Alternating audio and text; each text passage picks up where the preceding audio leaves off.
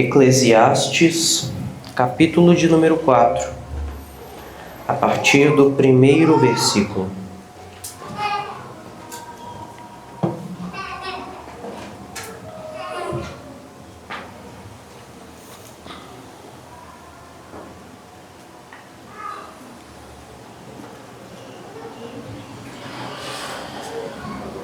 Amém. Diz o seguinte: vi ainda todas as opressões que se fazem debaixo do sol.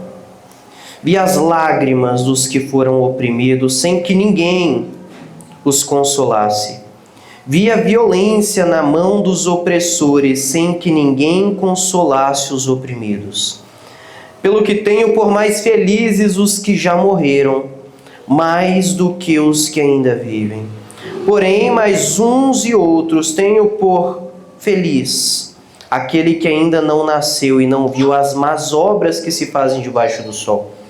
Então vi que todo o trabalho e toda destreza em obras provém da inveja do homem contra o seu próximo. Também isso é vaidade e correr atrás do vento. O tolo cruza os braços e come a própria carne, dizendo: melhor é um punhado de descanso do que ambas as mãos cheias de trabalho e correr atrás do vento. Então considerei outra vaidade debaixo do sol, isto é, um homem sem ninguém, não tem filho nem irmã, contudo não cessa de trabalhar, e seus olhos não se fartam de riquezas. E não diz: para quem trabalho eu se nego à minha alma os bens da vida? Também isso é vaidade e enfadonho o trabalho. Melhor é serem dois do que um, porque tem melhor paga do seu trabalho, porque se caírem um levanta o companheiro. Ai, porém, do que estiver só, pois caindo não haverá quem o levante. Também se dois dormirem juntos, eles se aquentarão, mas um só como se aquentará? Se alguém quiser prevalecer contra um, os dois lhe resistirão. O cordão de 3 dobras não se rebenta com facilidade. Melhor é o jovem pobre e sábio do que o rei velho e insensato, que já não se deixa admoestar. Ainda que aquele saia do cárcere para reinar, ou nasça pobre no reino deste, vi todos os viventes que andam debaixo do sol com o jovem sucessor que ficará em lugar do rei. Era sem conta todo o povo que ele dominava, tampouco os que virão depois se hão de regozijar nele. Na verdade que também isso é vaidade e correr atrás do vento. Vamos orar. Pai, nós estamos diante da Tua palavra, Deus. Estamos diante das Tuas sagradas Escrituras e nós cremos que elas são poderosas para transformar nossas mentes e corações. Compreendemos, Pai, que sem a iluminação do Teu Espírito Santo nós não conseguiremos compreender aquilo que está dito aqui. Não conseguiremos compreender o que de fato o Senhor quer dizer a nós e não seremos transformados por esta palavra. E é por isso que nós pedimos, Pai, que o Senhor nos ilumine. Tu que é a luz das nossas almas, assim como precisamos do sol para olhar para as coisas, precisamos da Tua iluminação para olhar para as Tuas sagradas Escrituras. E nós pedimos que o Senhor venha nos iluminar nesta noite, Pai. Abra nossas mentes, nossos ouvidos, nossos corações, e que a verdade das Tuas sagradas Escrituras possam nos transformar, Pai, para que assim transformados pela Tua palavra, possamos glorificar o Teu nome e viver para a Tua glória. É esse o nosso desejo. Amém. Amém, irmãos. Podem todos se assentar.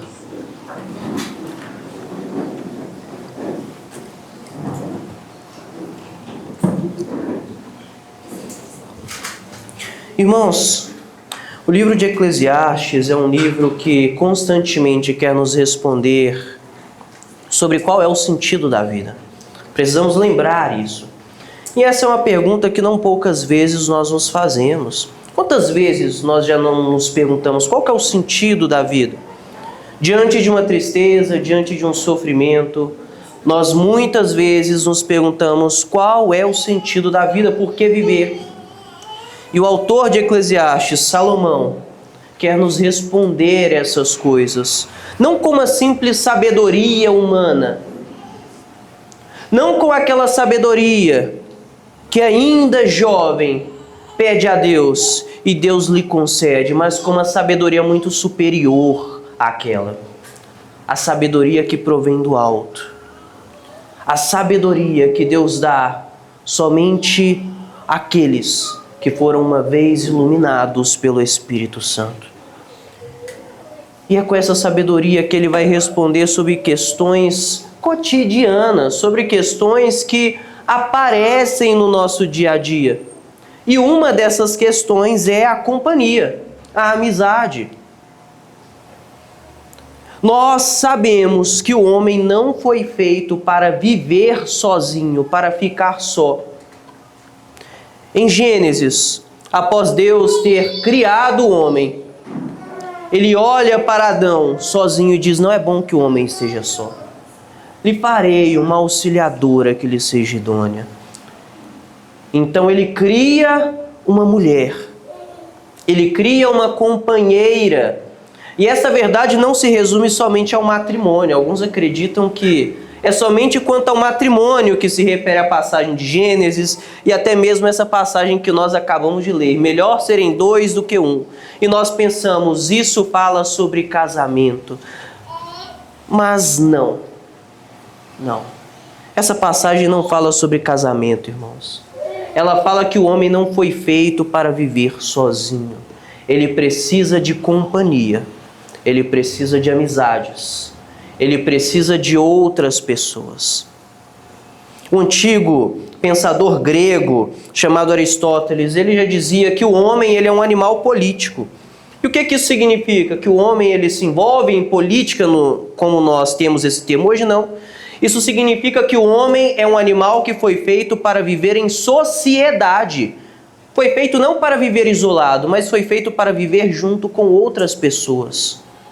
E ele diz que um homem que acredita que foi feito para viver sozinho, ou este homem acredita ser Deus, que não precisa de nada, pois já tem tudo, ou este homem acredita ser um animal, uma besta selvagem que precisa de fato viver isolada de todos, porque senão ela atacará os seus próximos. Mas a grande verdade é que o homem não foi feito para viver só. Não foi feito para viver só. E o autor de Eclesiastes, então, no capítulo de número 4, ele começa a nos demonstrar, de fato, que o homem não foi feito para viver só. E olhando para este mundo, ele começa a nos demonstrar como o homem se relaciona com outras pessoas, como nós nos relacionamos com outras pessoas.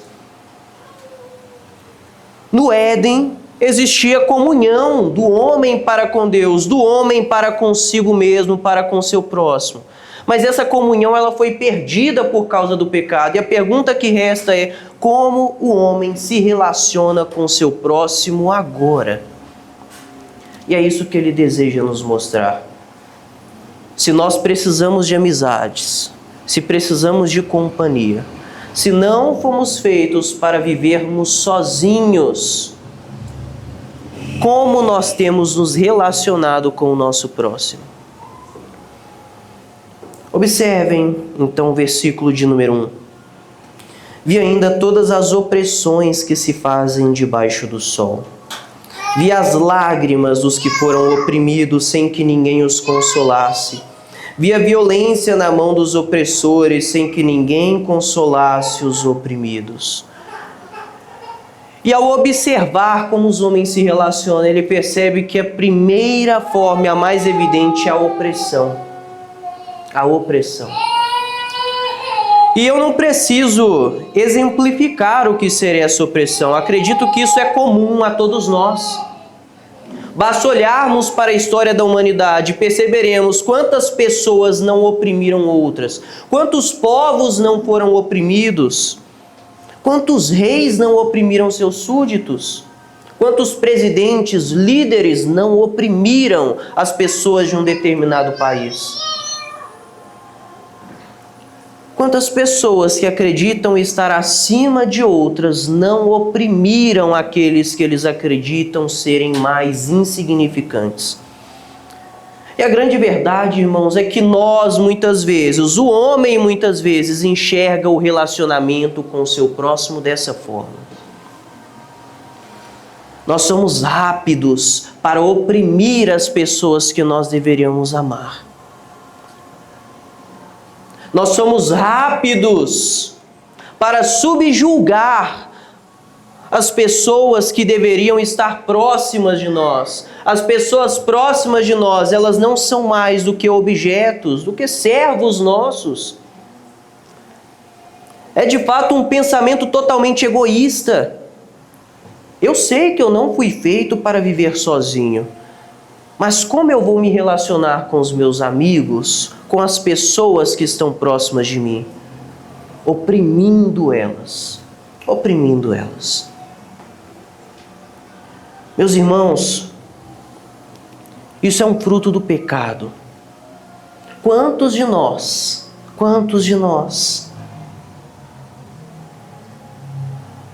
não observamos pessoas que foram oprimidas, que se encontram ali no chão? E aqui ele vai falar não somente da relação do opressor com o oprimido, mas ele vai nos demonstrar também que muitas pessoas olham para essa relação e fecham seus olhos.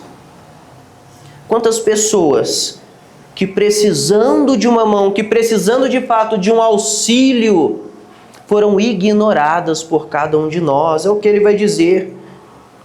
Eu vi a violência nas mãos dos opressores, sem que ninguém consolasse os oprimidos.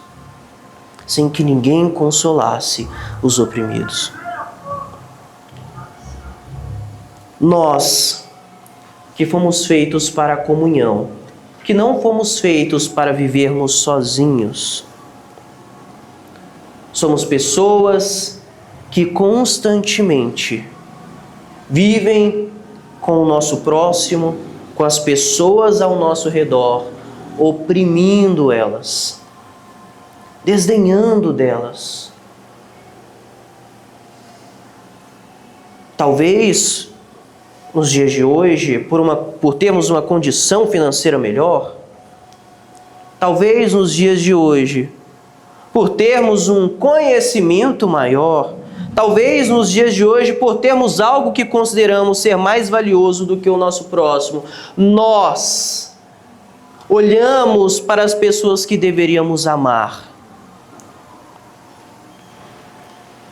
e nós oprimimos elas. Muitas vezes nós somos estes opressores. O homem, manchado pelo pecado, ele torna a boa comunhão em uma opressão. Ou ainda, nós conseguimos notar pessoas que são oprimidas. E a grande verdade é que talvez nós não sejamos muitas vezes os opressores, mas muitas vezes nós somos as pessoas oprimidas. E isso é comum com os cristãos. Porque quantas vezes os cristãos não são motivo de piadas? Quantas vezes os cristãos neste mundo, nas faculdades, no trabalho, eles não são motivo de chacota por parte de muitos? Quantas vezes pessoas não são perseguidas e oprimidas simplesmente por serem cristãs? A Bíblia diz que o mundo nos odeia. E Salomão, ele deseja então falar também sobre aqueles que são oprimidos. E ele diz então um pensamento que é comum em todas as pessoas que se encontram ali no fundo do abismo, desamparadas, sem ninguém que possa levantá-las. Ele vai dizer: pelo que tenho por mais felizes os que já morreram, mais do que os que ainda vivem. Porém, mais que uns e outros, tenho por feliz aquele que ainda não nasceu e não viu as más obras que se fazem debaixo do sol. E aqui ele então mostra o desespero dos oprimidos, o desespero muitas vezes dos justos. Nós encontramos um exemplo semelhante em Abacuque. Abacuque, ele olha para Jerusalém e ele percebe que Jerusalém estava envolta em maldade. Os ímpios de Jerusalém Eles estavam oprimindo os justos de Jerusalém. E Abacuque então pergunta: até quando, Senhor? Até quando nós, os justos, seremos oprimidos? Até quando nós, os justos, seremos subjugados? Até quando a injustiça prevalecerá neste mundo? E nós, cristãos, muitas vezes, ao olharmos para a situação deste mundo, ao olharmos para pessoas maltratando pessoas, ao olharmos para a maneira como as pessoas se relacionam com os outros, nós podemos acreditar, assim como este pensamento em Eclesiastes, que o mundo está perdido. Podemos pensar que as coisas estão perdidas. E agora? Era melhor que eu nem tivesse nascido. Era melhor que eu morresse aqui agora. Porque quem há de finalizar, de encerrar toda esta maldade no mundo? Meus irmãos, que tristeza é para muitos de nós percebermos que o homem foi criado para a comunhão e que essa comunhão tem sido objeto de maldade e iniquidade. Observem que tristeza é Deus ter virado para o homem e dito: não é bom que você esteja só, farei companhia para você. E essa companhia então começa a maltratar, começa a simplesmente dominar aquele que ela deveria amar. Deveríamos ser companheiros uns dos outros. Fomos criados para a companhia, e essa companhia, por causa do nosso pecado, foi manchada de tal forma que no lugar dessa companhia nós temos domínio, opressão, maldade, injustiça. E então, com os nossos olhos humanos, olhando para tudo isso, nós chegamos a essa conclusão: era melhor que eu morresse. Era melhor que eu nem tivesse nascido do que viver em um mundo com tamanha maldade. Muitas vezes eu já ouvi de casais que não desejam ter filhos. Por qual motivo vocês não desejam ter filhos? O mundo é tão maldoso. O mundo é tão cruel. Vou colocar o meu filho nesse mundo para ele sofrer o tanto que eu estou sofrendo? Eu não tenho coragem disso. Irmãos, esse é de fato um clamor de desamparo, um clamor, um pedido de socorro daqueles que estão perdidos, desamparados, sem nenhuma saída. E a grande verdade é que nós podemos estar em 3 grupos nessa noite. Ou nós somos o motivo do clamor deles. Eles clamam porque nós deveríamos auxiliá-los, estender as nossas mãos, e nós dominamos, oprimimos essas pessoas. Talvez nós sejamos um segundo grupo, o que vê o clamor dos necessitados e fecha os seus olhos. Esses 2 primeiros grupos estão errados. Esses 2 primeiros grupos estão muito errados. Porque eles fazem tudo aquilo que Deus diz que nós não deveríamos fazer. Na segunda tábua dos 10 mandamentos, temos ali o amor ao próximo sendo evidenciado. Nos 6 últimos mandamentos dos 10, o amor ao próximo é evidenciado. E nós, quando oprimimos as pessoas e quando ignoramos os necessitados, nós, na verdade, descumprimos com a lei de Deus, nós pecamos. Mas talvez nós estejamos em um terceiro grupo, que é o grupo daqueles que clamam pedindo socorro a Deus. E embora pareça que Salomão ele nos coloque um beco sem saída aqui, Embora pareça que Salomão ele é extremamente pessimista aqui, que não tem saída para isso, nós perceberemos posteriormente que existe uma saída para isso, irmãos. A grande verdade é que por mais que muitas vezes nos vejamos desamparados, Deus nunca nos deixará desamparados. E é esse o conforto que nós podemos encontrar em meio às opressões que muitas vezes podem vir a nós. Então essa é a primeira forma como o homem se relaciona um com o outro. Nós não podemos nem chamar isso de amizade. Nós não podemos nem chamar isso de companhia. Isso não é uma companhia. Isso é um ultraje a uma bênção que Deus deu para todos nós. A bênção da comunhão. Mas vejamos então o segundo grupo de pessoas.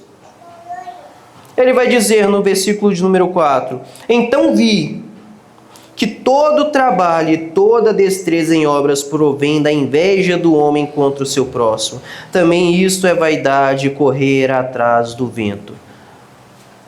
Ele vai falar de pessoas que talvez tenham alguma comunhão com o seu próximo, mas essa comunhão ela é baseada na inveja. Inveja. Pessoas que são invejosas. A maneira como ela se relaciona com o seu próximo é através da inveja. O homem sem Cristo, ele detesta ver o bem do seu próximo. Detesta. Esse segundo tipo de pessoa, ele detesta ver uma outra pessoa se dando bem na vida. Se alguém ganha um carro, por que eu não tenho um carro? Eu que devia ter esse carro. Eu que devia ter comprado esse carro. Esse irmão ele não merece um carro, não. Se alguém vai lá e conquista uma faculdade, não. Eu que merecia ter conquistado essa faculdade. Essa pessoa não merecia. Não. Essa pessoa não merecia isso. E a Bíblia diz que muitas pessoas trabalham e aqui elas vivem.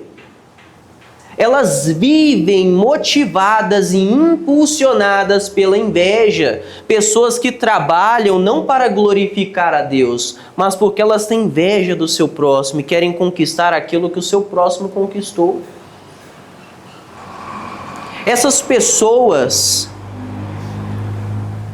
elas também estão em pecado. Este segundo grupo de pessoas também está em pecado. Porque ela pode pensar, eu não oprimo o meu próximo. Eu não maltrato o meu próximo. Eu não faço nada de errado com o meu próximo. Mas a vida dela, que deveria ser motivada em glorificar a Deus, é motivada em inveja ao seu próximo. Meus irmãos, que loucura sermos motivados por um pecado semelhante ao de Satanás. Termos como motivo de viver e de trabalhar algo semelhante ao que Satanás tinha. Porque ele quis o lugar de Deus, movido pela inveja, movido pela soberba. Satanás caiu. E muitos de nós pensamos, né, uma inveja, a famosa inveja gospel, né? Já vi muitas pessoas falando, isso aqui é inveja gospel. Irmãos, que é isso? E pode o pecado de Satanás ter alguma coisa de gospel? Não existe isso de inveja gospel. Devemos tirar todo o sentimento de inveja de nossos corações. Se queremos, de fato, ter comunhão com o nosso próximo, devemos tirar este sentimento de inveja, ainda que seja inveja gospel, irmãos. Tirem isso dos seus corações. Não se movam com isso. Isso é uma loucura. Isso é um péssimo dito popular que caiu na boca dos cristãos. Não. Meus irmãos, observem este segundo tipo de pessoa. Talvez você não seja o primeiro tipo, talvez você não seja o que oprime. Mas talvez você seja esse segundo tipo de pessoa, o que é movido pela inveja. o que não consegue ver o bem do seu irmão. Não.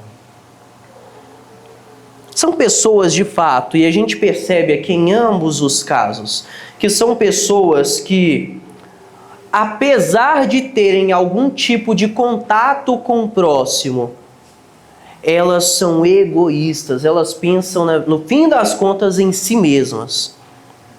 No fim das contas, elas pensam em si mesmas. Um pensando em si mesmo, oprime o outro pensando em si mesmo, trabalha, querendo ter aquilo que o outro conquistou, ter aquilo que o seu irmão conquistou. Este segundo tipo de pessoa também peca gravemente, com um pecado terrível, o mesmo pecado de Satanás. O mesmo pecado de Satanás, irmãos. Existe ainda um terceiro tipo de pessoa. Observem este tipo. O tolo cruza os braços e come a própria carne, dizendo: melhor é um punhado de descanso do que ambas as mãos cheias de trabalho e correr atrás do vento. Então, observando a inveja de muitos, observando que muitos vivem motivados pela inveja, Salomão diz: existe um outro tipo de pessoa. E a pessoa que vai olhar essa inveja vai falar: não, é melhor eu nem viver.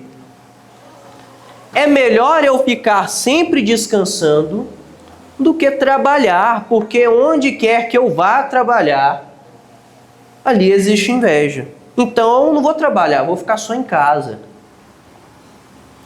E a gente pode aplicar isso a vários lugares, irmãos. Muitas pessoas podem, às vezes, olhar para uma igreja com seus defeitos, com membros falhos, porque são pecadores e precisam ser transformados diariamente por Cristo, e pensam: na igreja existem muitos hipócritas, na igreja existem muitas pessoas pecadoras, então eu vou ficar em casa, eu não vou congregar. Por que eu vou congregar? Eu vou na igreja, só tem pessoa hipócrita, só tem pessoa pecadora. E Salomão chama esta pessoa de tola, tola. Porque a melhor saída para isso não é deixar de trabalhar, irmãos. A melhor saída para um cenário onde todos os que trabalham com inveja, não é deixar de trabalhar. Não é porque todos fazem algo errado que você deve deixar de fazer esse algo. Pelo contrário, você deve fazer isso da forma correta. Salomão, ele não está dizendo que você deve deixar de trabalhar. Não, você deve trabalhar da forma correta.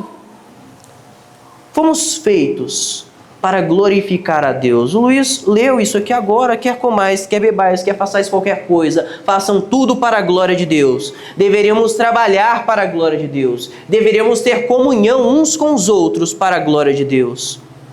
Deveríamos viver para a glória de Deus. E nós então pensamos: as pessoas não vivem para a glória de Deus. Elas vivem motivadas pela inveja. Então eu não vou viver. Não, irmãos. O erro do nosso próximo não deve ser justificativa para o nosso próprio erro. Pelo contrário, Salomão diz que aquele que, ao observar o trabalho errado de alguém, ele simplesmente decide não trabalhar, ele é um tolo. O que ele deveria fazer? Trabalhar da forma correta. Trabalhar da forma correta.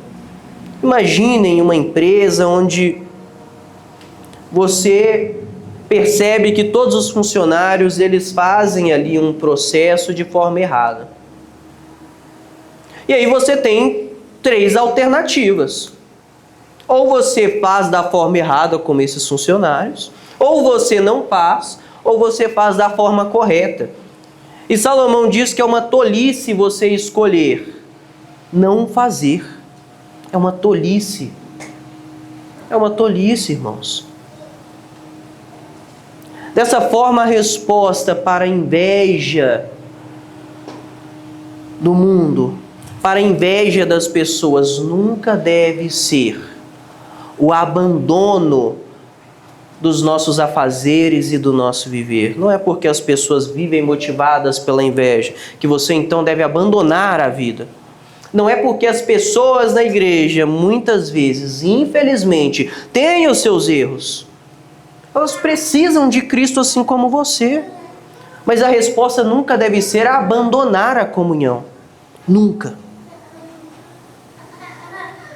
E Salomão, ele agora vai trazer um quarto tipo de pessoa que escolheu o abandono da comunhão. Ele vai dizer o seguinte no versículo de número 7. Então considerei outra vaidade debaixo do sol, isto é, um homem sem ninguém, não tem filho nem irmã, contudo não cessa de trabalhar, e seus olhos não se fartam de riquezas, e não diz, para quem trabalho eu, se nego a minha alma? Se nego a minha alma os bens da vida, também isto é vaidade, enfadonho o trabalho. Ele agora vai considerar para nós uma quarta pessoa, um quarto tipo de comunhão, que na verdade não é comunhão. Esse quarto tipo de pessoa, ele abandona totalmente a comunhão. Ao observarem a maldade deste mundo, ao observarem a opressão, ao observar a inveja, este quarto tipo de pessoa pensa, é melhor eu viver sozinho. É melhor que eu viva num deserto, isolado de todos, trabalhando para mim mesmo. Trabalhando para mim mesmo.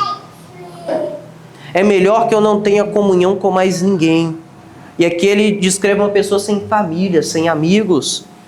Uma pessoa sem filho, sem irmão, sem irmã. Uma pessoa solitária. E essa tem sido a resposta de muitos de nós hoje. Nós somos pessoas que, ao perceberem o erro deste mundo, em vez de buscarem o que é certo, nós buscamos uma rota alternativa. Somos pessoas que, em vez de compreenderem que este mundo está errado e que existe uma forma correta de se relacionar com as pessoas, nós buscamos um caminho alternativo, que é o caminho de não nos relacionarmos com ninguém. Mas a Bíblia já diz, não é bom que o homem esteja só. E não existe outro sentimento senão de solidão e extrema tristeza para esta pessoa. A pessoa que decide, por causa dos pecados do seu próximo, se afastar de todo tipo de comunhão, o que aguarda ela não é nada mais do que tristeza e solidão. Por que tristeza e solidão? Porque nós não fomos feitos para vivermos sozinhos. Não fomos feitos para vivermos separados de outras pessoas. Não fomos feitos para vivermos longe de relacionamentos. Não fomos feitos para vivermos sem nenhum tipo de comunhão. E é por isso que isso é também uma vaidade. É um trabalho enfadonho. É um trabalho sem fruto algum. Porque esta pessoa, ela não encontrará sentido algum no que ela faz. Sentido algum. Tudo que a espera é tristeza, irmãos. E meus irmãos, antes de entrarmos no quinto tipo de pessoa que Salomão vai nos trazer, antes de chegarmos de fato àquela luz no fim do túnel, antes de compreendermos qual é o melhor caminho, qual desses tipos de pessoas nós somos? Nós somos aqueles que oprimem o nosso próximo? Nós somos aqueles que são movidos pela inveja ao nosso irmão? Ou nós somos aqueles que simplesmente resolvem viver sozinhos, sem a companhia de ninguém, que desprezam a companhia do próximo? Pessoas que se acham como bestas de fato, como bestas, que precisam viver separadas de todos os outros. Qual desses tipos de pessoas nós somos? Como nós nos relacionamos com o nosso próximo? Como você nessa noite tem se relacionado com o seu colega de trabalho, com o seu familiar. Como você, nesta noite, tem se relacionado com os irmãos dessa igreja? Como você tem se relacionado com as pessoas que você deveria amar e ter íntima comunhão com elas? Como nós temos nos relacionado com os nossos irmãos? Essa é a pergunta que nós devemos nos fazer. E a resposta é que, independente de qual seja a nossa resposta aqui, eu me relaciono através da opressão, eu me relaciono com meu irmão através da inveja, eu me relaciono com meu irmão simplesmente ignorando ele e busco me afastar de todo tipo de amizade e relacionamento, independente da nossa resposta. A grande verdade é que nós estamos errados. Independente do que você responder, irmão, a grande verdade é que você está em pecado. Independente de qual seja que a pessoa que mais se aproxima de nós, qual seja o perfil que mais se aproxima de nós, é que nós estamos errados, porque esta não é a forma correta de nos relacionarmos uns com os outros. E por que nós estamos errados? Por que nós erramos tanto? Porque somos pecadores. Porque o pecado faz com que usemos de forma errada aquilo que nos foi dado por Deus como uma bênção. Aquilo que deveríamos usar para a glória de Deus, nós usamos de forma totalmente errada. Nenhum desses 3 tipos de pessoas aqui está pensando no próximo, vocês perceberam? Ou melhor, nenhum desses 4 tipos de pessoas está pensando no próximo. Um pensa em si mesmo quando oprime e faz as outras pessoas de objeto. O outro pensa em si mesmo quando é movido por inveja ao próximo. O outro, ele pensa em si mesmo quando resolve não trabalhar ou não frequentar uma certa comunhão, porque lá só tem pessoas invejosas. E o outro pensa em si mesmo quando ele simplesmente resolve se afastar de todos e de tudo. Nenhum deles está pensando no próximo. Mas a grande verdade é que, como Cristo muito bem nos disse, semelhante ao maior mandamento, que é o de amarmos a Deus com toda a nossa alma, toda a nossa força, semelhante a este mandamento e posterior a ele, nós devemos amar o nosso próximo como a nós mesmos. Devemos ter estima pelo nosso próximo. E todas as vezes que não temos estima com o nosso próximo, pecamos gravemente. Todas as vezes que consideramos a nós mesmos, que amamos a nós mesmos e desprezamos o nosso próximo, seja oprimindo ele, seja tendo inveja dele, ou seja desprezando a amizade dele, a comunhão dele, nós pecamos gravemente contra Deus. Não se enganem, irmãos. Não se enganem. A forma como nos relacionamos com as outras pessoas pode também ser motivo para nos levar ao inferno. Talvez nos relacionamos com alguém pensando, eu vou me relacionar com ela desta forma para que eu não vá para o inferno. Mas sabe qual que é a grande verdade? Talvez você esteja se enganando. Talvez a maneira como você trata o seu irmão será o motivo de Cristo dizer, apartai-vos de mim, porque eu nunca te conheci. Meus irmãos, tenham cuidado com isso. Quantas pessoas não pensam que o melhor para elas, visto que a salvação é individual, é se afastar da comunhão de tudo e de todas? Quantas pessoas não se tornaram desigrejadas nesses últimos anos, pensando que o melhor para elas é viver afastada? E por causa disso, Cristo, se elas não se arrependerem, falará para elas, apartai-vos de mim, porque eu nunca te conheci. Mas como assim? Como você nunca me conheceu? Mas eu li a Escritura, eu preguei o Evangelho, e eu fiz isso, eu fiz aquilo. Mas então ele virará e dirá: eu não te criei para viver só, nunca foi bom que você estivesse só. Pela falta de comunhão que você quis ter com seus próximos, quando eles precisaram de comida, quando eles tiveram fome, você não deu de comer para eles. Quando eles tiveram sede, você não deu de beber para eles.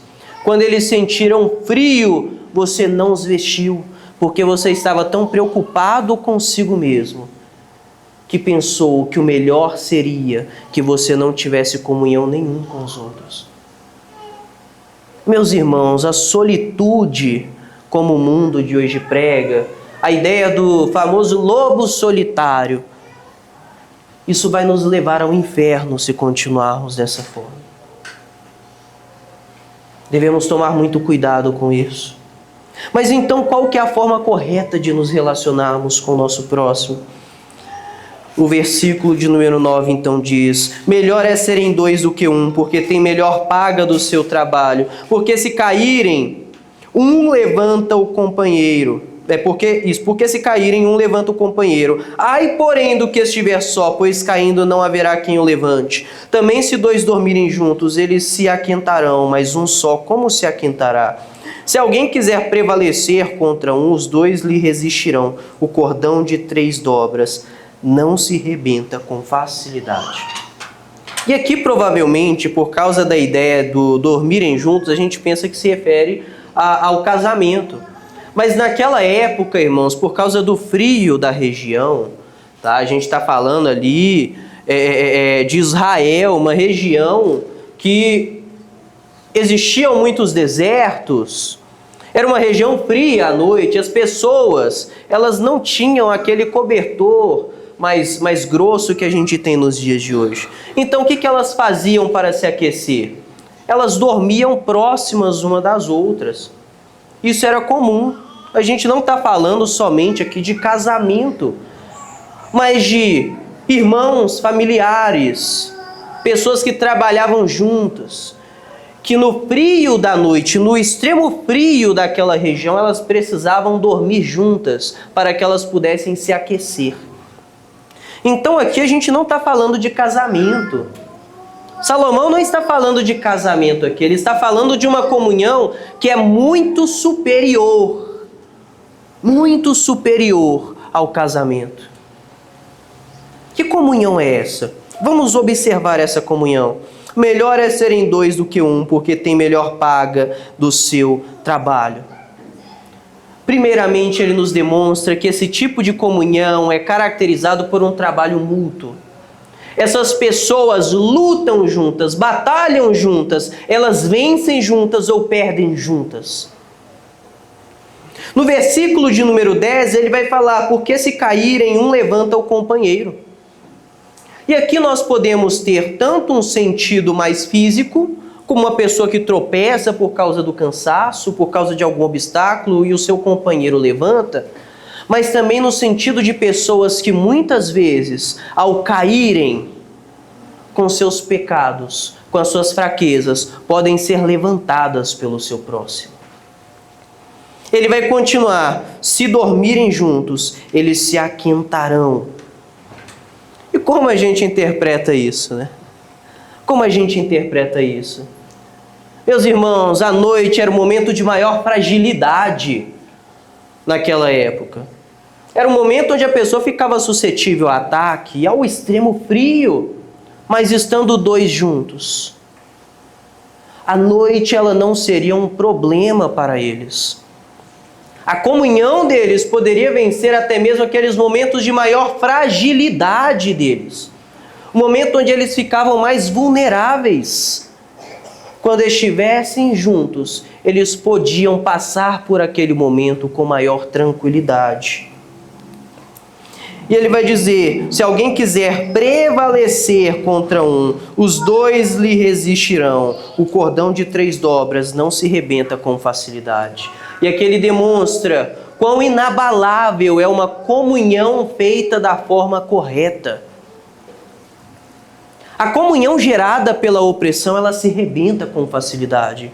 Facilmente nós vemos na história reis opressores que foram mortos por familiares, por pessoas próximas, por causa da grande opressão deles. Quantas pessoas movidas pela inveja não acabaram facilmente com amizades, com relações? Mas ele aqui mostra uma relação, um relacionamento que não pode ser quebrado com facilidade. Um relacionamento duradouro. Pessoas que, ao serem atacadas por alguém superior, se você estiver sozinho contra alguém que é superior a você, certamente você perderá. Mas duas pessoas, é como se nós víssemos aquele garoto de escola, né, que o amiguinho chegava ali um valentão e falava, ó, você vai apanhar no final da aula. E aí o amigo falava, não, ele não é 2, ele é grande, mas ele não é 2 não, eu vou te ajudar. E a grande verdade, irmãos, é que Salomão está trazendo uma figura semelhante aqui. De alguém que tenta oprimir o outro, de alguém que tenta atacar o outro. E estando 2, esta pessoa, por mais que seja mais forte, por mais que seja um valente, por mais que tente prevalecer, ele não conseguirá. Por quê? Porque existe mais de uma pessoa ali. E quantas vezes nós não olhamos para os nossos pecados e as nossas fraquezas como um valente que tenta nos subjugar? Quantas vezes nós não percebemos que Satanás, muitas vezes, tenta nos dominar? E a igreja é um belo e maravilhoso instrumento de Deus para que isso não ocorra. Quantas vezes, irmãos, nós não fomos encorajados por um irmão de nossa igreja? Quantas vezes nós não nos encorajamos uns aos outros? Quantas vezes na luta contra o pecado nós não auxiliamos um ao outro? E a comunhão que Salomão está trazendo aqui, essa comunhão maravilhosa, ela não pode ser outra senão a comunhão dos santos. Porque, irmãos, se o mundo está em pecado, e no mundo nós só vemos inveja e opressão, onde nós encontraremos essa comunhão que Salomão fala aqui? Essa comunhão genuína que não se rompe. Eu quero que vocês leiam comigo João, capítulo de número 15, versículos de número 12 ao 14.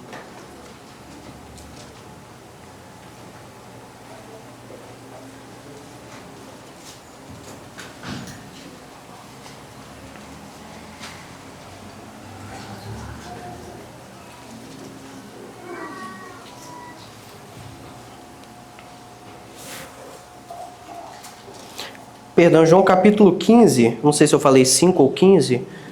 Falei 15? Anote. Eu que abri no 5 aqui então. João capítulo 15, versículos 12 ao 14 diz: o meu mandamento é esse, que vocês amem uns aos outros, assim como eu os amei. Ninguém tem amor maior do que esse, de alguém dar a própria vida pelos seus amigos. Vocês são meus amigos, se fazem o que eu lhes ordeno.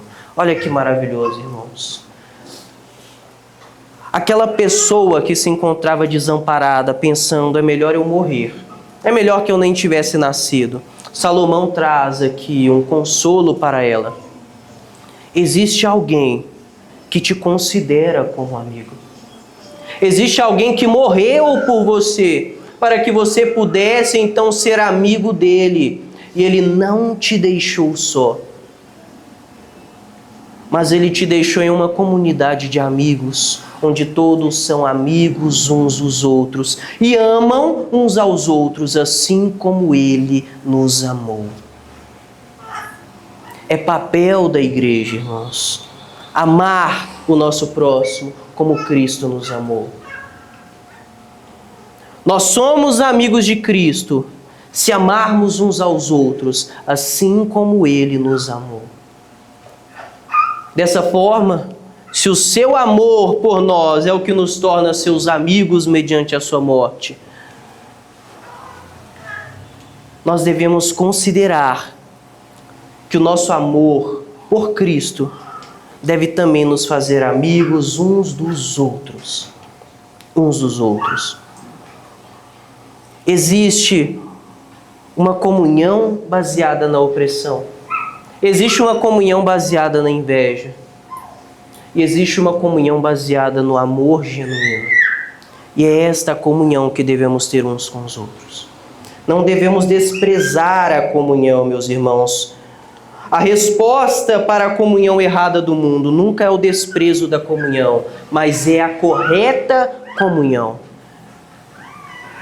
A forma errada como o mundo faz as coisas não deve ser respondida com o não fazer nada, mas com fazer da forma correta todas as coisas. E aqui está a verdadeira comunhão. Essa é a verdadeira comunhão, meus irmãos.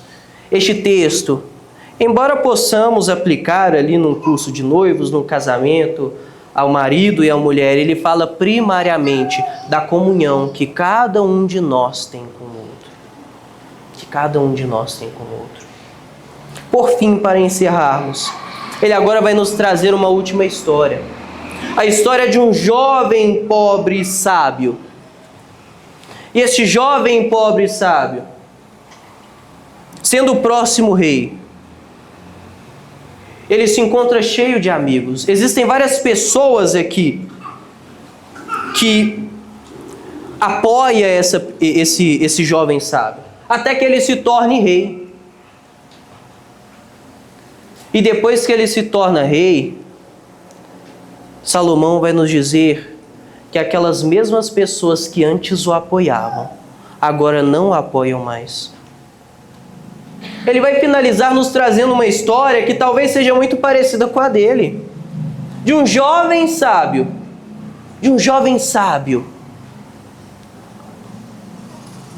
E ele diz, é melhor ser esse jovem sábio do que um rei velho e insensato. Mas o grande ponto, irmãos, é que aquele jovem sábio, ele sai do cárcere, ele começa a reinar.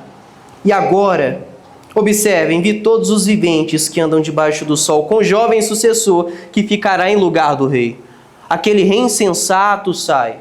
E nessa parte, obviamente, Salomão não está mais falando dele. Mas, nesta última parte aqui, Salomão traz um pouco da vida dele. Ele diz, era sem conta todo o povo que ele dominava, tão poucos que virão depois se hão de regozijar nele. Na verdade que também isso é vaidade, correr atrás do vento. Talvez somos movidos, talvez o que faz com que tenhamos amizade são os nossos desejos de conquistar algo. Quantas pessoas movidas pela sua ganância, movidas pelo seu egoísmo, não pensam, eu vou fazer somente as amizades que me ajudem a ir para frente. Isso é o que os coachings falam hoje. Você só deve fazer amizade com pessoas que vão te empurrar para frente. Uma pessoa mais fraca que você, que te atrapalha, você não pode ser amigo dela. Você não pode colar com essa pessoa. E aqui nós temos, de fato, um jovem sábio que se tornou rei, impulsionado por amigos, aparentemente, que sempre impulsionava ele ali. E a grande verdade é que depois que ele se tornou rei, essa amizade foi passageira. Essa amizade foi passageira. Com esse último exemplo, Salomão deseja nos perguntar algumas coisas. Eu já gostaria de convidar o louvor e convidar todos vocês também a ficarem sob os seus pés.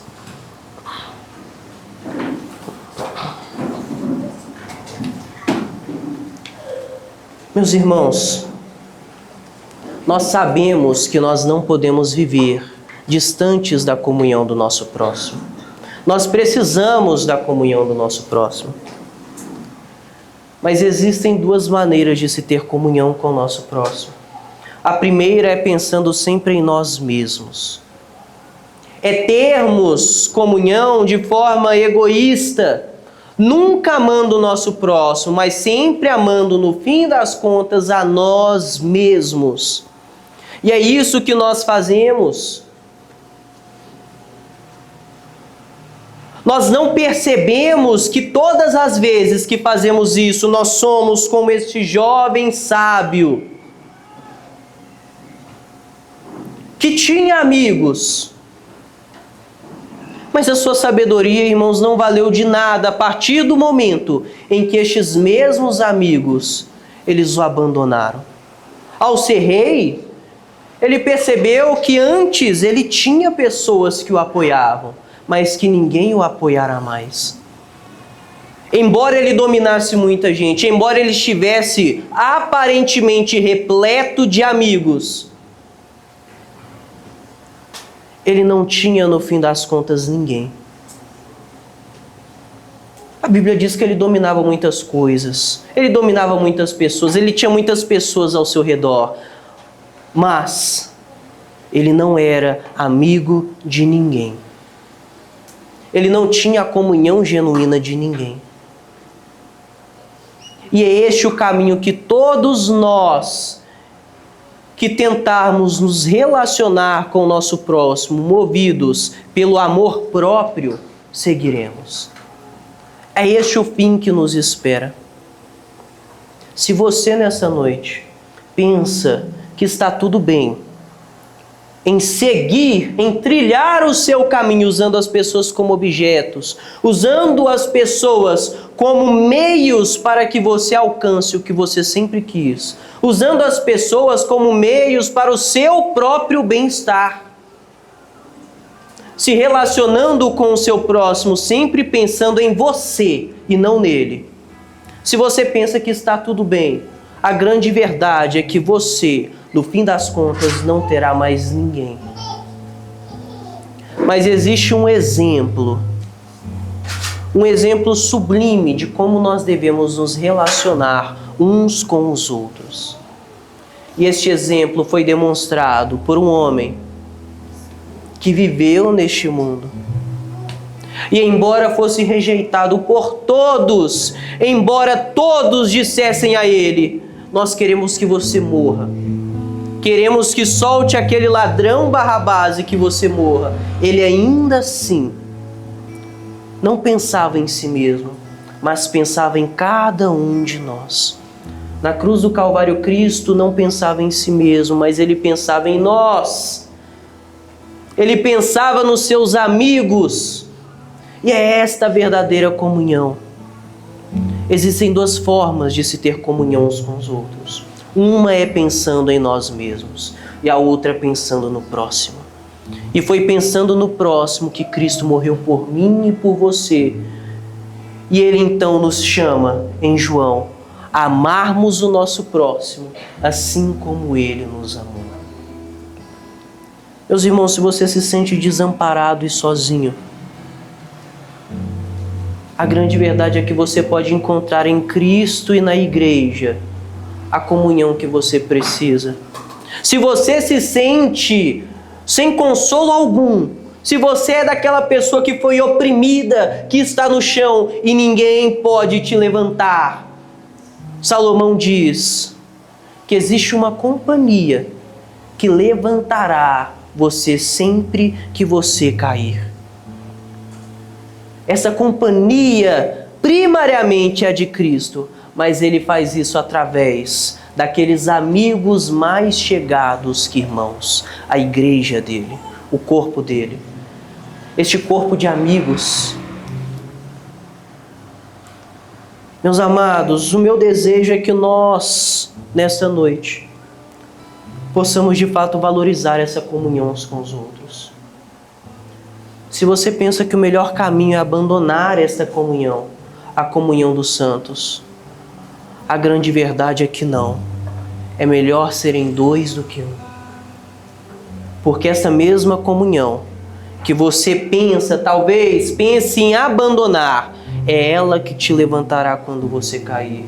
É ela que te esquentará quando você estiver com frio.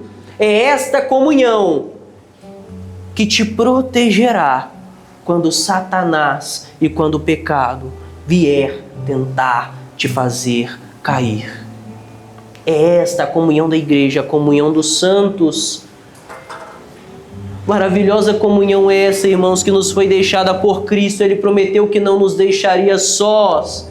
E o Espírito Santo em nós nos torna um e nos faz, agora, unidos, nunca mais nos sentirmos sozinhos. Nunca mais nos sentiremos sozinhos se tivermos Cristo. E ainda que nós nos sintamos sozinhos, mesmo sabendo que temos Cristo, Ele nos deixa os santos, a sua igreja, a sua noiva, para que possamos estar sempre amparados e protegidos. Se você, nesta noite, ainda não compreende e não tem esta comunhão com Cristo, que pode de fato te tirar deste desamparo, você precisa crer em Cristo urgentemente. Se você percebe que a sua comunhão com seu próximo está baseada no seu egoísmo, no amor a si mesmo, você precisa se arrepender e crer em Cristo de tal forma que crer em Cristo te transforme e te leve à verdadeira comunhão. Meus irmãos, Cristo é a nossa única saída para a solidão dessa vida. Você pode se cercar de amigos, mas se você não tiver Cristo, no fim das contas você estará só. E Cristo, maravilhosamente, nos deixa várias pessoas para que nunca nos sintamos sozinhos nessa vida. E a grande verdade, irmãos, é que se você se sente sozinho, você pode ter certeza que você tem a cada um de nós aqui presentes. Se você se sente desamparado, você tem a cada um de nós. Você tem um corpo que estava desamparado como você, que estava como ovelha desgarrada como você, mas agora pode estar com você unido em um mesmo aprisco. O aprisco do reino de Deus, do reino de Cristo. Vamos orar. Pai, nós somos gratos ao Senhor Deus, porque quantas vezes, Pai, nós não nos sentimos sozinhos, desamparados. Quantas vezes, Pai, este mundo e as relações que nós tivemos com as pessoas que estão longe de Ti não foram relações que nos levaram à perdição. Não foram relações que nos levaram, Pai, à solidão. Não foram relações que nos fizeram pensar, é melhor que eu nem esteja vivo. Seria melhor se eu não tivesse nascido. Mas Deus, o Senhor não nos deixou desamparados. Mas o Senhor nos deu um bom amigo, Cristo Jesus. E este bom amigo disse que nós somos amigos dele. E nós somos agora uma grande comunidade de amigos, porque mediante a comunhão com ele, nós nos tornamos amigos uns dos outros. Pai, maravilhoso é nos lembrarmos da palavra do apóstolo que disse que esse evangelho pregado a nós, ele faz com que tenhamos verdadeira comunhão uns com os outros. E a nossa alegria se torna completa, Pai. Nós te agradecemos porque quantas vezes o Senhor não nos encheu de alegria através da comunhão dos santos. Quantas vezes o Senhor não nos alegrou através da comunhão dos eleitos. Quantas vezes, Pai, o Senhor não nos auxiliou, nos levantou através da comunhão da Tua igreja. O Teu Filho prometeu que nunca nos deixaríamos só. Nunca nos deixaria só, Pai. E é maravilhoso nós percebemos que todas as vezes que olhamos uns para os outros, nós conseguimos ver que Cristo, de fato, está a cumprir a sua promessa para conosco. Que o Senhor nos alimente com essa maravilhosa comunhão, Pai. e que nunca nos desviemos dela. Que essa comunhão, Pai, se perdure até o dia em que todos nós estaremos juntos, unidos em uma só voz, amigos para sempre, clamando eternamente: Santo, Santo, Santo é o Senhor, que não nos deixou só, que não nos deixou desamparados. Nós somos gratos ao Senhor, Deus. Amém.